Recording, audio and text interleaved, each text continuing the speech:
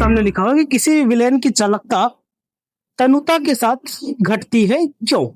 ठीक, ये हमारे पास आज का पहला प्रश्न हमारे सामने है। तो बात ये आती है कि तनुता शब्द का मतलब क्या है। मुद्दा मेन हमारा यह है तनुता शब्द का मतलब। दो चीजें हैं हमारे पास में कि जब हमारा विलयन होता है, एक या तो सांद्र होगा या तो तनु विलयन हो। सांद्र विलयन और तनु विलयन में अंतर क्या है? सांद्र विलयन का मतलब जिसकी सांद्रता अधिक है, मतलब विलय पदार्थ की मात्रा बहुत ज्यादा है। ठीक, और तनु विलयन का मतलब यह हुआ कि उसमें विलय पदार्थ की मात्रा कम है ना। तो जो विलय पदार्थ है हमारा वो मैटर करता है कि भैया मान लो पानी में हमने 10 ग्राम नमक डाला है या 50 ग्राम नमक डाला है, तो 10 ग्राम वाला हमारा तनु विलयन है। तो आपने एक विलयन बनाया, इसको बड़े ध्यान से सुनना, चीजों को समझने की कोशिश करना। आंसर तो छोटा सा है, आंसर की बात तो अलग है। ये हमने एक पात्र ले लिया और इस पात्र में हमने मान लो पानी ले लिया है। इमेजिन कर लेते हैं, मान लेते हैं हमने कुछ 500 ml पानी ले लिया और इसमें आपने क्या किया कि भैया मान लो 100 ग्राम चीनी या 100 ग्राम नमक तुमने इसमें घोल दिया है। अब जब नमक घुलेगा पानी में तो अपने आयनों में टूटेगा ना, क्या बनाएगा भैया? Na+ बनेगा और Cl- बनेगा, नहीं होगा। अब मान लो तुमने कहा यार नमक तो ज्यादा हो गया, अब क्या आप इससे नमक निकाल पाओगे बाहर? नॉर्मली तो नहीं निकाल सकते। तो अगर हमें इसमें नमक की मात्रा को कम करनी है तो क्या करेंगे? पानी मिलाएंगे इसमें बाहर से, और पानी मिलाएंगे। तो पानी मिलाएंगे तो क्या होगा? इसका आयतन बढ़ जाएगा ना। अभी 500 ml है, आप पानी मिलाओगे, मान लो आपने 100 ml पानी मिला दिया, 600 ml हो गया ना, तो इसका आयतन बढ़ गया। आयतन बढ़ने से नमक की मात्रा कम हो गई। कम होने का मतलब क्या होगा? तनुकरण हो गया। तो तनुकरण करने का मतलब या तनुता का मतलब यह है कि उसका आयतन बढ़ा देना। ठीक, तो जब आप आयतन बढ़ा दोगे, भैया अभी 500 ml पानी में 100 ग्राम नमक घोला था तो इसमें मात्रा ज्यादा थी, अब आपने तनुकरण कर दिया तो आयतन बढ़ा दिया। आयतन बढ़ाने से क्या हो गया? आयनों की संख्या क्या बढ़ेगी? आयनों की संख्या तो बढ़ेगी नहीं, क्योंकि आयन तो जितने थे उतने ही है ना। आयन जितने थे, नमक तुमने थोड़ा ना बढ़ाया है कि नमक बढ़ाया है। नमक तो जितने थे उतने ही है, तो नमक उतने हैं तो आयन तो उतने ही रहेंगे। तो जब आपने तनुकरण किया तो आयतन बढ़ गया, ठीक है ना। और आयतन बढ़ने के कारण क्या होता है? इसकी चालकता घट जाती है। समझ आई बात? तनुता का मतलब क्या है कि जब हम किसी विलयन का, आंसर क्या लिखोगे आप वो सुनो, कि जब किसी विलयन का तनुकरण करते हैं तो उसका आयतन बढ़ जाता है, जिसके कारण उसकी चालकता घट जाती है। ठीक, क्योंकि आयनों की जो चालकता होती है वो उसके आयतन पर निर्भर करती है। अब अगर उसके लिए तुम लोगों को किसी को फार्मूला याद हो मोलर चालकता या तुल्यांक की चालकता किसी की भी, तो जरा मुझे बता देना। तो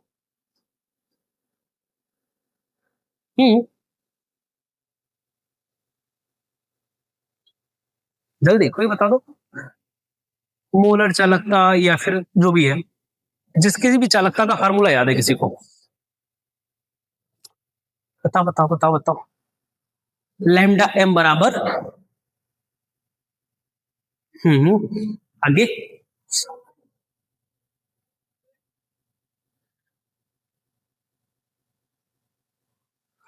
देखो, तो चालकता का फार्मूला यही था ना कि हमारे पास में लैम्डा m बराबर कप्पा इंटू 1000 अपान में m, यानी उसकी मोलरिटी या भी जो भी उसका कंसंट्रेशन होता है। तो होगा क्या?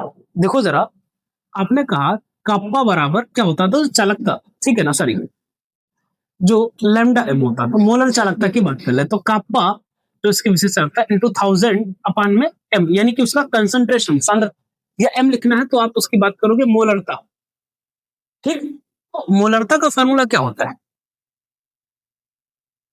मोलरता m बराबर हम क्या पढ़ते हैं भैया? यही था ना, गलती तो नहीं कर रहे? नहीं, कोई नहीं। m बराबर हम क्या पढ़ते हैं? n अपान में v। ठीक, तो तनुता का मतलब क्या है कि हम आयतन बढ़ाते जा रहे हैं। आयतन बढ़ाने के साथ साथ विलयन की जो मोलर चालकता है वो क्यों घट रही है? क्योंकि विलयन की मोलर चालकता उसके आयतन पर निर्भर करती है।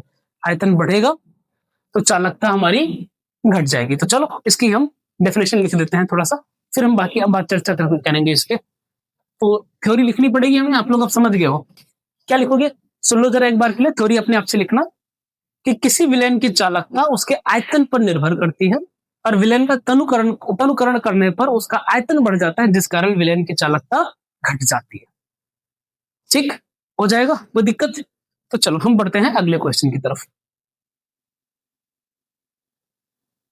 अब देखो इसी क्वेश्चन का अभी दूसरा पार्ट क्या कह रहा है कि विलयन के लिए आपको उसकी मोलरता दी हुई है, ठीक है ना। मोलरता कितनी है इसकी? 0.20 मोलर। केसीएल विलयन की चालकता पूछनी है, चालकता आपको दी हुई है, तो आपसे कह रहा है कि भैया इसकी मोलर चालकता बता दो हमें क्या हो। तो मोलर चालकता अभी फार्मूला लिखा था, याद करो क्या लिखा था भैया?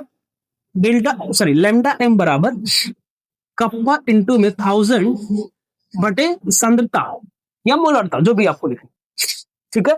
तो चालकता तुम्हें कप्पा दिया हुआ है, चालकता मतलब कप्पा, ये तुम्हें दिया हुआ है, कितना दिया हुआ है भैया? तो ये तुम्हारे पास कप्पा दिया हुआ है, ये तुम्हारे पास एम भी दिया हुआ है, तो रख दो वैल्यू कप्पा इंटू में, अरे कप्पा की वैल्यू कितनी है? 0.248 साइमन सेंटीमीटर इनवर्स इंटू 1000, ठीक। हाँ सर ठीक है, डिवाइड में मोलरता क्या होता है? एन बटे वी, है ना। अच्छा ये कितना दिया हुआ है? 0.20, ठीक है, इंटू, अच्छा इसका मात्रक क्या होता है? मोल प्रति लीटर है, यही होता है ना। अब इसका यूनिट छोड़ो, अभी यूनिट वगैरह बाद में रखेंगे, यूनिट तो हम लोग सॉल्व कर लेंगे बाद में, छोड़ो पहले कैलकुलेशन करते हैं। कितना आएगा भैया? तो ये बचेगा, तो यही है ना, 0.248 ही तो दिया हुआ है, ठीक है। तो ये तुम्हारे पास आ जाएगा 1000 से उसको गुणा कर दो चुपचाप, तो ये आ जाएगा 248 बटे 0.2, है ना। तो ये हटाएंगे तो ऊपर एक जीरो बढ़ जाएगा, सही बात है।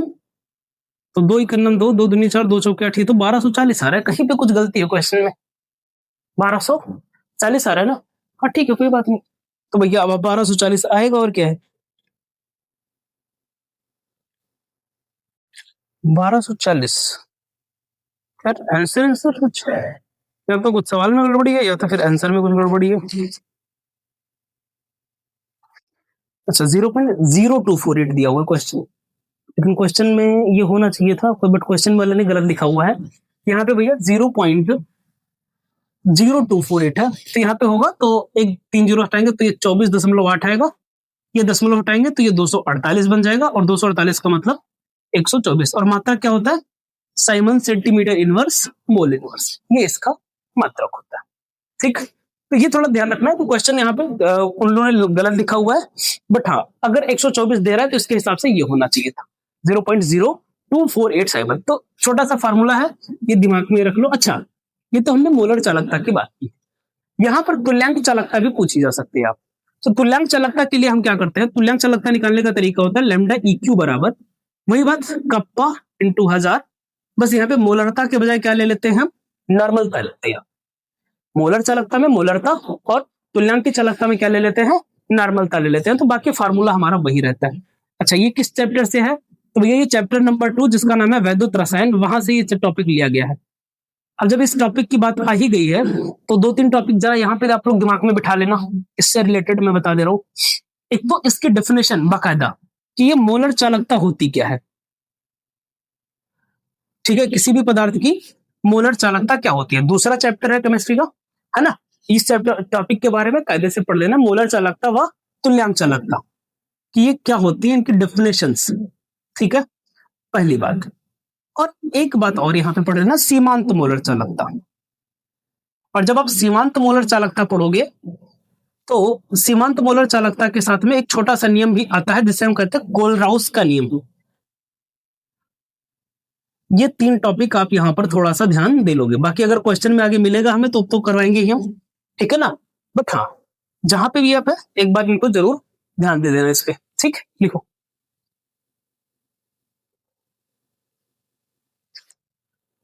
ठीक है, देखिए तो अगला सवाल आपसे कर रहा है प्रथम कोटि की अभिक्रिया। अब क्वेश्चन देख के नजर आ रहा है कि ये किस चैप्टर का है, ठीक है, क्वेश्चन देख के हमें लग रहा है कि ये किस चैप्टर का है भैया। तो सर ये रासायनिक बलगतिकी चैप्टर नंबर 3, और इसके लिए आपको क्या क्या दिया हुआ है। देखो इधर सुनो, आपके पास ना 2 बातें दी हुई उसने। पहली बात कि इसकी प्रारंभिक सांद्रता, देखो ये अभिक्रिया क्या दी हुई है, कोई मतलब ही नहीं है, अभिक्रिया से हमें कोई मतलब नहीं है, हमें सिर्फ किससे मतलब है? इसकी प्रारंभिक सांद्रता, इसकी अंतिम सांद्रता और कितना टाइम लगा, बस। ठीक, तो प्रथम कोटि की अभिक्रिया की बात कर रहा है। तो अगर आप सब यहां पर ध्यान दें तो प्रथम कोटि की अभिक्रिया का जो समाकलित वेग समीकरण होता है उसके लिए, तो प्रथम कोटि की अभिक्रिया, यहां से आप लोग एक होमवर्क के दिमाग में बिठाएंगे कि प्रथम कोटि की अभिक्रिया का जो समाकलित वेग समीकरण है उसका निगमन, हालांकि क्वेश्चन मिलेगा तो हम आगे करवाएंगे, ऐसी बात नहीं है, पर हाँ एक बार इसको आपको अध्याय जरूर, सॉरी क्या बोलते हो, रिवाइज जरूर कर लेना है एक बार, करने के लिए पूरा का पूरा डेरिवेशन प्रथम कोटि की अभिक्रिया। तो ये तुम्हारे लिए HW है।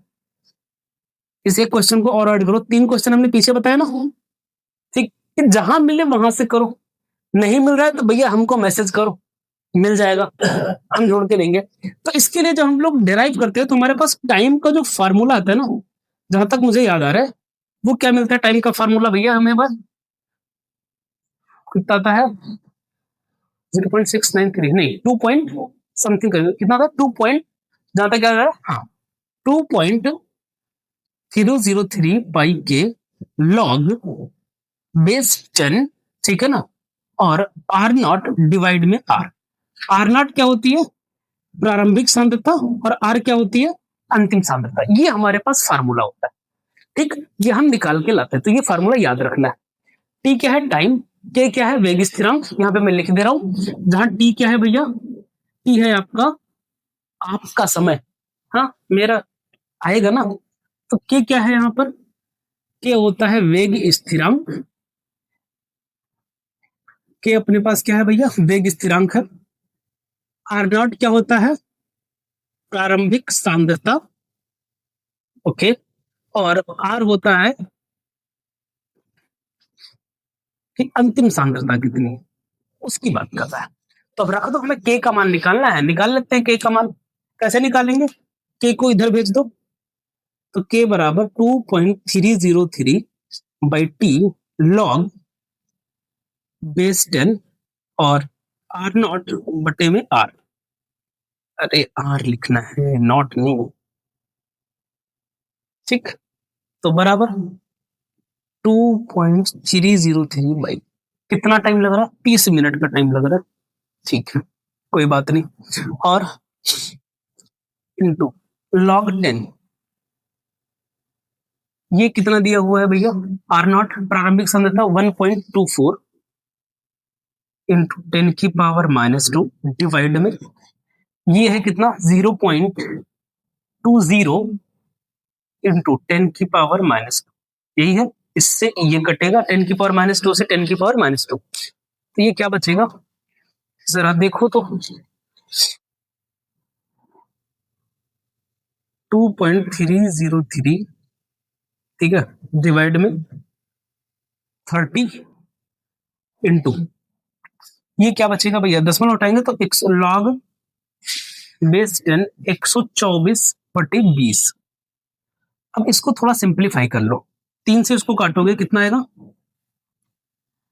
बटे में 10 है वो रखा रहने तो 3 से भाग दो, 3 दाम 30, 3 सत्ते 21, कितना बचेगा 2, 10 हो जाएगा, सॉरी 3 सत्ते 21, 2 बचा 20, 3 छक्के 18, है ना, ये बचेगा 3 छक 18, कितना हो गया 2 बचा 23, फिर 3 सत्ते 21, तो 3 अंक बाद तो ये दशमलव आ जाएगा, है ना, यही बनेगा इंटू, यहाँ पे देखो 20, इसको काटो जरा लॉग 10, अब जरा इसको कैसे काटोगे भैया, देखो 20 छक्का 120, 124 से 120 जाएगा 4 बचेगा, दशमलव लगाओगे 40 हो जाएगा, 20 दूना 40, तो ये कितना हो जाएगा 6.2। अब ये तुम्हारा लिखा हुआ है 0.10 से भाग देंगे तो 0.0767 बुढ़े, इसका मान तुम्हें दिया हुआ है 0.7924, कितना दिया हुआ है 0.7924, इसको आपको मल्टीप्लाई करना है, और जब आप इसको मल्टीप्लाई करते हो तो मल्टीप्लाई करने के बाद ये आएगा तुम्हारे पास 6.07, कितना आएगा 0.0 कितना 0.0607, 0607। अब चूंकि प्रथम कोटि की अभिक्रिया का मात्रक मैंने आपको पिछली कक्षा में भी कल बताया था। प्रथम कोटि की अभिक्रिया मात्रक होता है प्रति सेकंड या प्रति मिनट या प्रति घंटा, है ना। तो यहाँ पर क्या लिखोगे, इतना प्रति, सारी चीजें किसमें दी हुई है, सेकंड में, मिनट में, टाइम मिनट में दिया हुआ है, तो इतना क्या लिखोगे, प्रति मिनट, यानी कि मिनट इनवर्स। या आप चाहो तो इसको ऐसा भी लिख लो, 6.07 इंटू 10⁻⁻2 प्रति मिनट, जो भी आप चाहो आंसर लिख लो। तो सवाल उतना मुश्किल नहीं है, बट हाँ मैं फिर से बोलूंगा, इस फार्मूले को पकड़ के रख लो बहुत कायदे से। अच्छा, अब यहां पर एक बात और आ जाती है टी हाफ निकालने के लिए, जिसको हम लोग अर्ध आयुकाल कहते हैं। तो अर्ध आयुकाल के लिए भी याद रखना, अर्ध आयुकाल का फार्मूला होता है 0.693/k।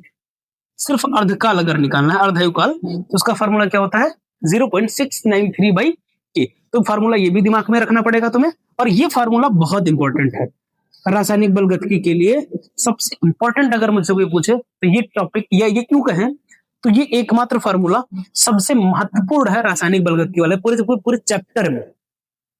इस फार्मूले को कंठस्थ कर लेना है तुम्हें, ठीक। चलो बाकी चीजें लिखो फटाफट। देखो अगला क्वेश्चन क्या कह रहा है, द्विदंतुर और उभयदंतुर। अब ये उभयदंतुर के बजाय उभदंती भी आपको कई बार मैंने देखा है, कहीं कहीं पर इसको उभदंती लिगेंड भी कह देते हैं, उभदंती। हालांकि पढ़ाते वक्त हमने इसका कोई जिक्र नहीं किया है, ठीक है, पर हाँ लिगेंड आप सब समझते हैं, है ना, कि आपका कोई भी उपसहसंयोजन यौगिक है जिसमें लोन पेयर देने वाले होते हैं। जैसे मैं एक एग्जांपल ले रहा हूं लोन पेयर देने वालों, ठीक है। तो इधर हम बात कर लेते हैं द्विदंतुर लिगेंड पहले सबसे। तो द्विदंतुर वाले लिगेंड क्या होते हैं, अगर आप उनको याद हो तो जिनमें जिनमें क्या होते हैं, ऐसे लिगेंड क्या होते हैं भैया, ये ऐसे लिगेंड जिनमें दो दाता परमाणु होते हैं, जिनमें दो दाता परमाणु होते हैं, ठीक है। दो ऐसे परमाणु होते हैं जो लोन पेयर दे सकते हैं, ठीक है ना। अर्थात इसका मतलब क्या है कि ये केंद्रीय धातु के साथ, जो भी आपका केंद्रीय धातु परमाणु है, केंद्रीय धातु परमाणु अथवा आयन के साथ दो उपसहसंयोजन आबंध बनाते हैं। कितने उपसहसंयोजन आबंध बनाएंगे भैया, दो उपसहसंयोजन आबंध बनाते हैं। कैसे, एग्जाम्पल देखो जरा, द्विदंतुर लिगेंड के कुछ एग्जाम्पल्स हैं, वो देखो। इनके एग्जाम्पल, सबसे बेहतरीन एग्जाम्पल है तुम्हारे पास में EN। क्या है EN? EN होता क्या है, एथेन 1,2 डाइईन। ये क्या होता है, अगर आप इसका नाम याद रखो तो इसका नाम होता है एथेन 1,2 डाइईन, ठीक है। आप ऐसा लिखना चाहो तो CH2 NH2 CH2 NH2, यहाँ पे दो नाइट्रोजन परमाणु हैं जो क्या कर सकते हैं, लिगेंड दे सकते हैं, ठीक। और अच्छा एक और बात यहाँ पे, ये तो हो गया द्विदंतुर लिगेंड की बात। इसके अलावा भी ऑक्सिलेटो आयन तुम्हारे पास मौजूद है, कार्बोनेट आयन है, ठीक है, सल्फेट आयन है। इन सब में दो दाता परमाणु होते। द्विदंतुर लिगेंड हमने पढ़ चुके हैं हम लोग, है ना, एक दंतुर, द्विदंतुर, बहुदंतुर, ठीक है। तो इसमें खास बात एक ही होती है कि जब हमने प्रकाशिक समावयवता पढ़ा था, ठीक है ना, जिसमें हमने कायरल अणु की बात की थी। कायरल अणु क्या थे कि जैसे भाई मान लो मैंने क्या किया, ये अपना पंजा है, ठीक है ना। अब अगर मैं इसका मिरर इमेज लेता हूं, इसका मिरर इमेज कैसा लगेगा, एकदम इस हथेली जैसा। तो जब आप इसको शीशे में देखोगे तो एकदम इस हथेली जैसा दिखेगा ना। तो अगर मैं इस पंजे को इसके ऊपर लाऊं तो ये पूरा ढक लेगा, इसको ढक लिया। लेकिन एक काम को बताओ, मैं मान लो मैंने ये जैसे ये वाला सर्किल लिया, अब अगर मैंने इसका मिरर इमेज बनाऊं तो वो सर्किल ही बनेगा। इसको उठा के इस पे रखेंगे तो ये ढक लेगा सिर्फ। पर अगर मैंने मान लो F ले लिया और इसका मिरर इमेज मैंने लिया F को मैंने दर्पण में देखा तो ये बनेगा। अब एक बात बताओ, अगर मैं इस F को उठा करके इस F को, अभी मत कहना सर इसको ऐसे घुमा के रख देंगे, नहीं, इस F को ऐसे उठा के इसके ऊपर बिठाएं तो ये कैसा बनेगा? तो बोलोगे सर देखो ये तो ये वाला F हो गया, और जब आप इसको रखोगे तो ये इसके ऊपर ऐसा बनेगा, है ना? क्या ये पूरा ढक पाएगा? ऐसे तो मिरर इमेज बनेगी, क्या ये इसको पूरा ढक पाया? नहीं ढक पाया। तो जिनका मिरर इमेज पूरा ढक नहीं पाता है, ऐसे अणुओं को हम काइरल अणु कहते हैं। क्या कहते हैं इसको? काइरल अणु। और इस घटना को काइरलता कहते हैं। क्या कहते हैं इसको? काइरलता। और ये मुख्यतः आपको उन्हीं लिगेंडों के साथ देखने को मिलता है जो द्विदंतुर लिगेंड होते हैं। एक दंतुर लिगेंड ये नहीं दिखाते हैं ये मौलिक, समझ आई बात? एक दंतुर लिगेंड के साथ ये देखने को नहीं मिलता है। ये केवल कौन दिखाता है प्रकाशिक समावयवता? द्विदंतुर लिगेंड दिखाते हैं या बहुदंतुर लिगेंड दिखाएंगे, जिनके पास में क्या होगा? काइरलता का गुण मौजूद होगा। और जिनके पास काइरलता का गुण मौजूद होता है वह उपसंयोजन यौगिक अधिक अस्थायी माना जाता है। कई बार आपसे ये पूछ सकता है दो यौगिक दे करके कौन ज्यादा अस्थायी है, तो आपको दिमाग में ये रखना है कि अगर दो यौगिक दिया गया है तो अगर उसमें कोई काइरल अणु है, कोई भी उसमें काइरल अणु है तो वो ज्यादा अस्थायी होगा। समझ आई बात? जैसे मान लो मैंने दो एग्जांपल दे दिया तुम्हें, बोला भैया एक एग्जांपल ये है COCN6, ठीक है ना? अब इसके ऊपर मान लेते हैं कितना चार्ज कर दिया, नेट चार्ज इसका हो गया -6, ठीक है? इस पे अभी नेट चार्ज छोड़ो जो भी है, अभी के लिए देखो। पर एक कंपाउंड हमने लिया CO। अब सवाल यहां पर ये आएगा EN3 क्यों लिया, CN6 क्यों लिया? बहुत ध्यान से इस बात को सुन लेना, यहाँ पे भले आज टाइम पूरा लग जाए पर ध्यान से सुनना इस कंफ्यूजन को। यहाँ पे जो CN है वो एक दंतुर लिगेंड है। क्या है वो? एक दंतुर लिगेंड है, एक लोन पेयर देगा।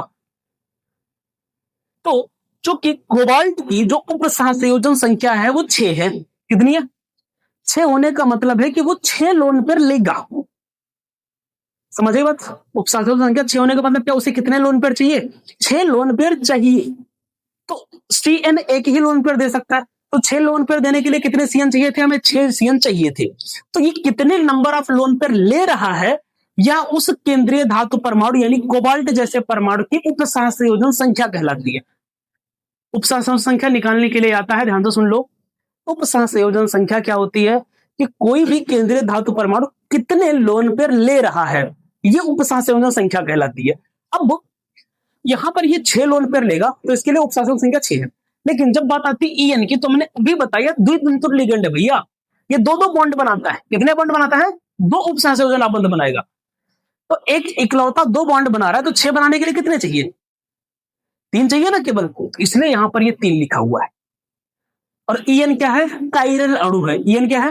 काइरलता को दिखाता है, इसका मतलब ये ज्यादा अस्थायी होगा, ये कम अस्थायी होगा। अब काइरलता दिखाने का मतलब क्या है? फिर मैं बात करनी पड़ेगी इसके प्रकाशिक समावयवता की। देख ले तो 1 से 1 मिनट में, फिर हम लोग अपना दूसरा वाला पार्ट का जवाब देंगे आपको।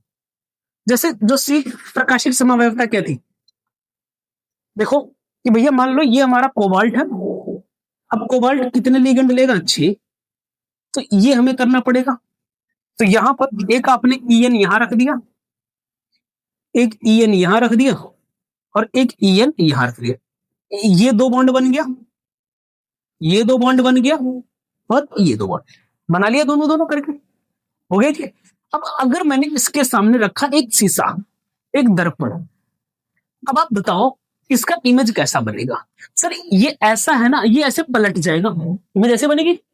ये ऐसा है, ये ऐसे पलट जाएगा और जब ये पलटेगा तो ये क्या बनाएगा? कोबाल्ट।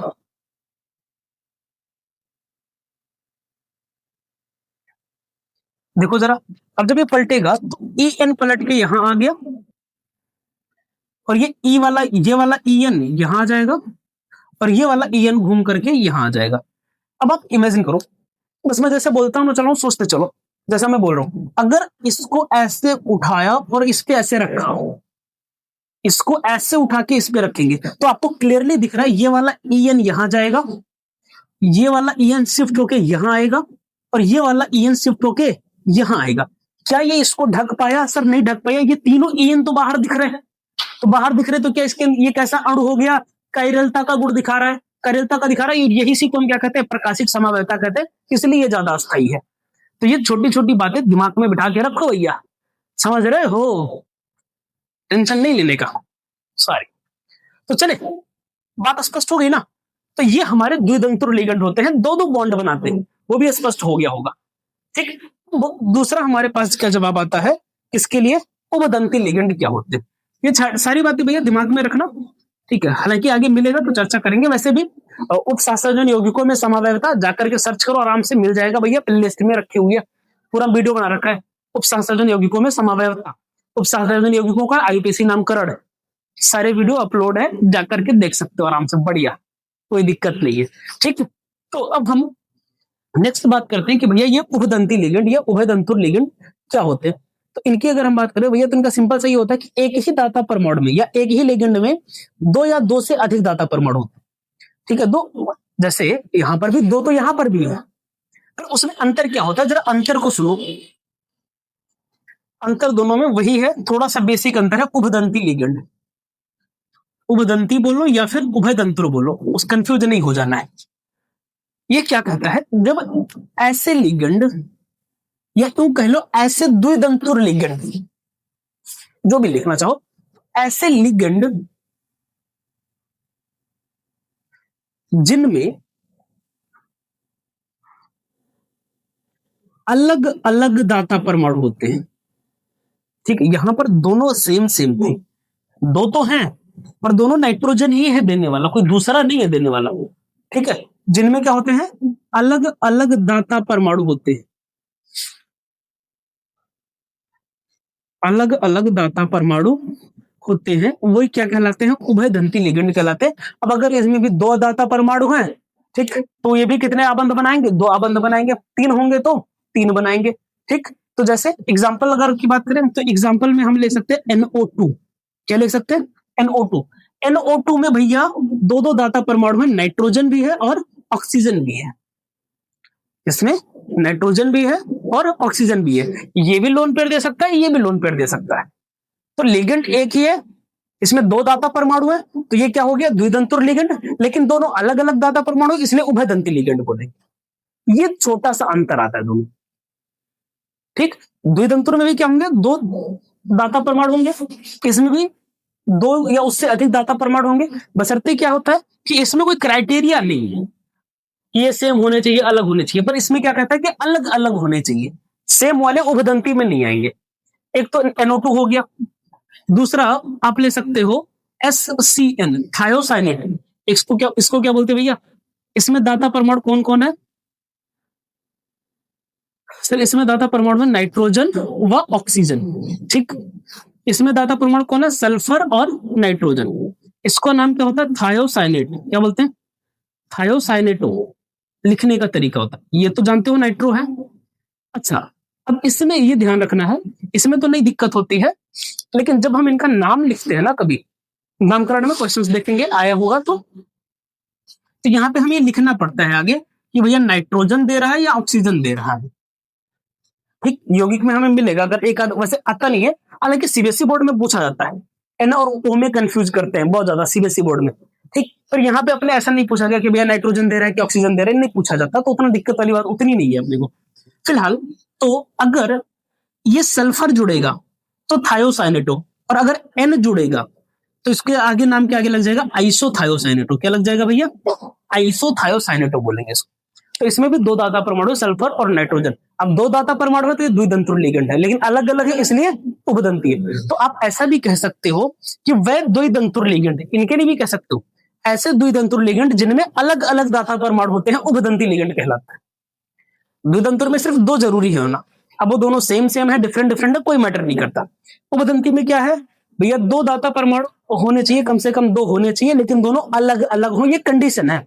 अगर एक जैसे हो जाएंगे तो नहीं माने जाएंगे, अलग अलग होंगे तो ही माने जाएंगे। तो ये छोटी सी डेफिनेशन दिमाग में रखना। बताओ यार, 2 नंबर के क्वेश्चन के लिए इतना टाइम तुम्हारे लिए हमने वेस्ट किया, सोच लो। बट भैया ध्यान रखना, ये सारी बातें बड़े काम की चीजें हैं, ठीक है। ठीक है, तो बाकी के क्वेश्चंस हम लोग अपनी अगली कक्षा में करते हैं, ठीक है। फिर से मैं एक ही बात बोलूंगा भैया, अगर समझ आ रहा है ना तो कंजूसी नहीं करना है, कमेंट बॉक्स में कमेंट करके जरूर बता देना। Okay, thank you so much everyone.